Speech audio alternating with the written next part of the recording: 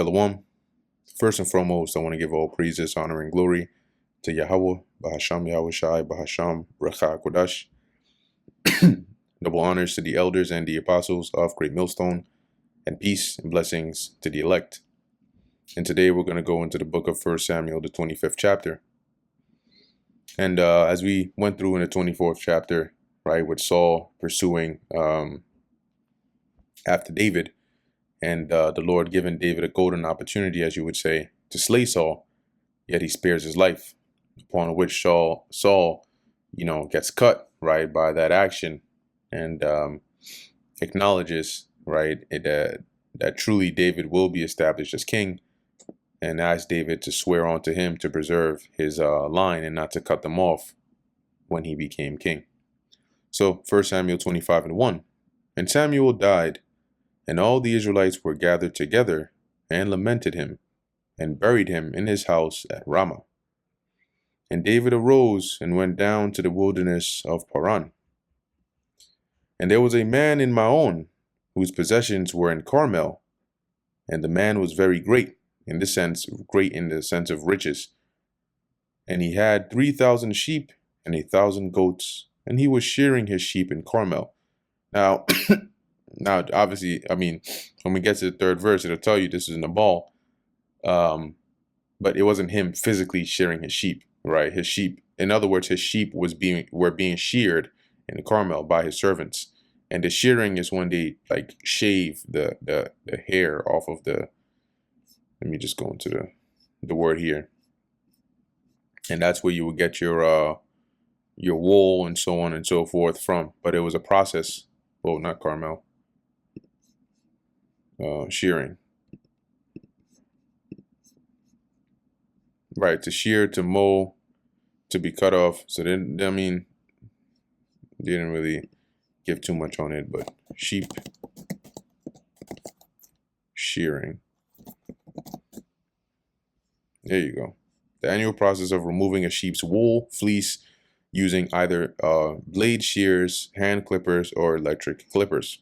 And then the wool would then be used for, they could use that to make, clothing, apparel, and so on and so forth.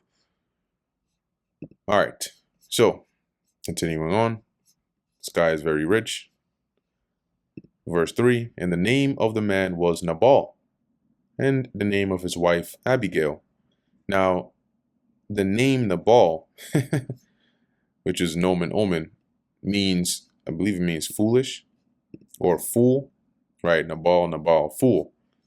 So that should give you a little hint. And the name of his wife Abigail, and she was a woman of good understanding, and of a beautiful countenance. But the man was churlish and evil in his doings, and he was of the house of Caleb. So he was a fool, he was evil, he was selfish, he was he was basically a niggard. Okay, that's what he was. And David heard in the wilderness that Nabal did shear his sheep. And David sent out 10 young men, and David said unto the young men, get you up to Carmel, and go to Nabal, and greet him in my name. Now keep in mind that David was known at this point, right? Like he was known after slaying Goliath, right? There were songs all throughout the land about him, how he had killed his tens of thousands, how he was leading the army of Saul, so David was known. And so he sent his men to go to Nabal and to basically go and greet him. And thus shall ye say to him that liveth in prosperity, peace be both to thee, and peace be to thine house, and peace be unto all that thou hast. And now I have heard that thou hast shearers. Now thy shepherds which were with us, we hurt them not, neither was there aught missing unto them, all the while they were in Carmel. So basically, those of your shepherds that were there, shearing and watching over the sheep, we basically watched over them and guarded them and protected them, so they were good. Ask thy young men, and they will shew thee, right? So you can even ask them, and they'll tell you, your workers. Wherefore let the young men find favor in thine eyes, for we come in a good day. Give, I pray thee, whatsoever cometh to thine hand, unto thy servants and to thy son David. So here David was basically saying, look, we took care of your men, and all we asking for is just, just give us, just a little something, some of your provisions and so on, so we can take care of ourselves with it. And when David's young men came, they spake to Nabal according to all those words in the name of David, and ceased. And Nabal answered David's servants and said, who is David? And who is the son of Jesse? And he wasn't asking out of sincerity to know who David was. He knew who David was, but he said it as though like who the hell is David? Why the hell do I care? And there be many servants nowadays that break away every man from his master. Shall I then take my bread and my water and my flesh that I have killed for my shearers and give it unto men whom I know not whence they be? So, in other words, who the hell does this David think he is? You know, basically, like nowadays, you got a lot of these unruly servants that turn on their masters going around left and right. And I'm supposed to basically take my provisions and my water and my food and give on to some freaking runaway bandits. Yeah, nah, that's not happening. That's a modern day or another way of saying that, just to paint the picture. So David's young men turned their way and went again and came and told all those sayings. And David said unto his men, gird ye every man his sword. And they girded on every man his sword. So he was like, oh, really? Okay, cool. So, I guess diplomacy is not going to work. So we're going to go over there and pay him a visit. And David also girded on his sword because not only was it like just grimy, but it was disrespectful, right? It was basically the way that he railed on David's servants for having done that kindness unto his servants was like an insult. And David didn't take too kindly to that. So he armed himself and his men, as it says, and David also girded on his sword and went up after, and there went up after David about 400 men, and 200 abode by the stuff. So 200 stayed back to watch over the supplies that they had, and 400 went with David. But one of the young men told Abigail, Nabal's wife, so one of the workers, saying, behold, David sent messengers out of the wilderness to salute our master, and he railed on them. So, and railed, when you go into that word railed, sort of why I gave that impression when I read Nabal's reply. Because as it says here, he railed on him. He didn't say this in like a calm, nice way. It says here to scream, right? To shriek, to scream. So he was basically, yeah, he's basically just getting at them, right? Wilding out. And the servant is telling Abigail here that this is basically what just happened. But the men were very good unto us, and we were not hurt. Neither missed we anything as long as we were conversant with them when we were in the fields. So basically, he just railed on them for no reason, because when we were taking care of the sheep, they took care of us. They didn't hurt us. We didn't lose anything. That's what it means by missing anything. And as long as, when it says conversant, it doesn't mean like speaking, but it means like the whole entire time we were among them over there, we were protected. They were a wall unto us both by night and day, all the while we were with them keeping the sheep. So they protected us like a defense the whole entire time we were there. Now, therefore, know and consider what thou wilt do. So think of something fast. For evil is determined against our master and against all his household. For he is such a son of Belial that a man cannot speak to him. So in other words, he's such a fool that he's so, you can't even reason with the guy. That's how bad he is. And now look, he just went and got trouble on us because that's David, right? That's David ain't no joke.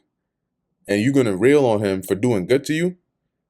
So the servant probably is a bit nervous at this point as he's telling Abigail, which is like you could say like the the mistress or the madam of the house, the mistress, you could go with that, or the madam, the lady, whatever.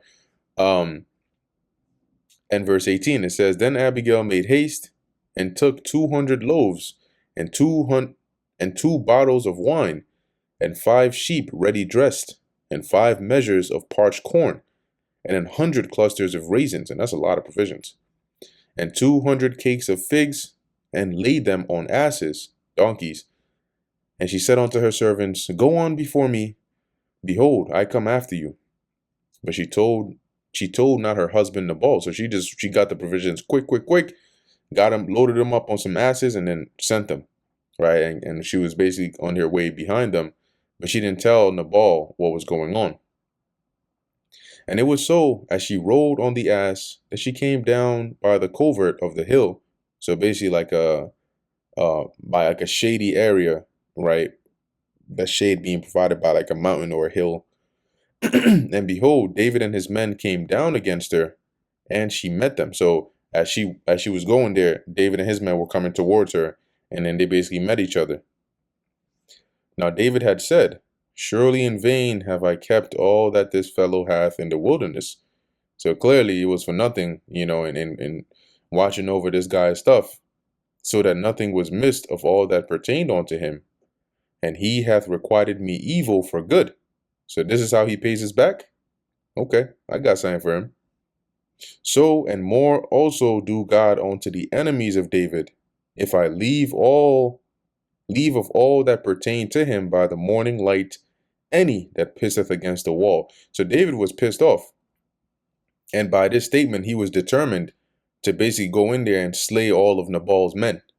That's what it means by any that pisseth against the wall. It's a euphemism for men. Because, back then, it like even if you look at how stalls, when you go to the urinal, how stalls are designed, you sort of like, it's designed in a way where you're technically pissing against the wall, right? And in the ancient world or in certain other countries, it would just be by a tree or an actual wall or some bush somewhere, right? But it signifies males.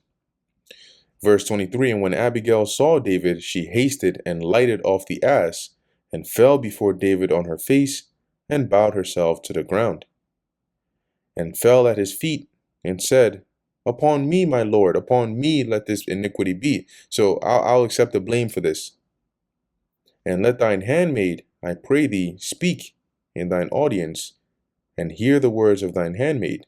So basically, please give me like 2 minutes, just 2 minutes, and let me just speak real quick. Verse 25. Let not my lord, I pray thee, regard this man of Belial, even Nabal, for as his name is, so is he. Nabal is his name, and folly is with him. So please don't don't let this bother you, right? Don't let this guy. He's a fool. He's an idiot. That's it's literally in his name. That's how he is. But I, thine handmaid, saw not the young men of my lord, whom thou didst send. So I wasn't there. I didn't see them when they came, because if I did, then, matters could have gone differently. Now, therefore, my lord, as the Lord Yahweh liveth, and as thy soul liveth, seeing the Lord hath withholden thee from coming to shed blood, and from avenging thyself with thine own hand, now let thine enemies and they that seek evil to my lord be as Nabal.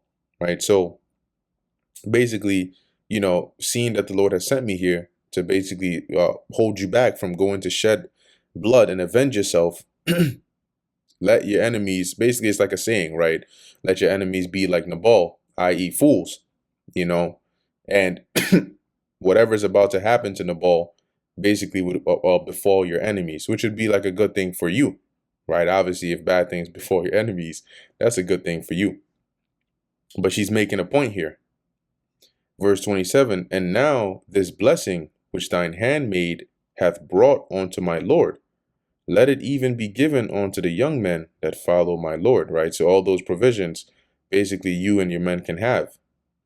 I pray thee, forgive the trespass of thine handmaid, for the Lord Yahweh will certainly make my lord a sure house, So the Lord is certainly going to establish your house, because my Lord fighteth the battles of the Lord, because you fight for the Lord. And evil hath not been found in thee all thy days. So you've basically been pure of heart. You're innocent. Yet a man is risen to pursue thee and to seek thy soul. Because now at this point it was known, right, that Saul was after David, and it was likely painted as an image like David was just like a servant that turned on his master. And that's why Nabal said what he said. But you can tell by Abigail's words that she didn't believe that. And so, as she's saying here, basically, you're innocent. You've been fighting the battle of the Lord, and yet there is a man risen to pursue thee and to seek thy soul, being Saul. But the soul of my Lord shall be bound in the bundle of life with the Lord Yahweh thy God, i.e., David, that is, meaning you're going to be preserved.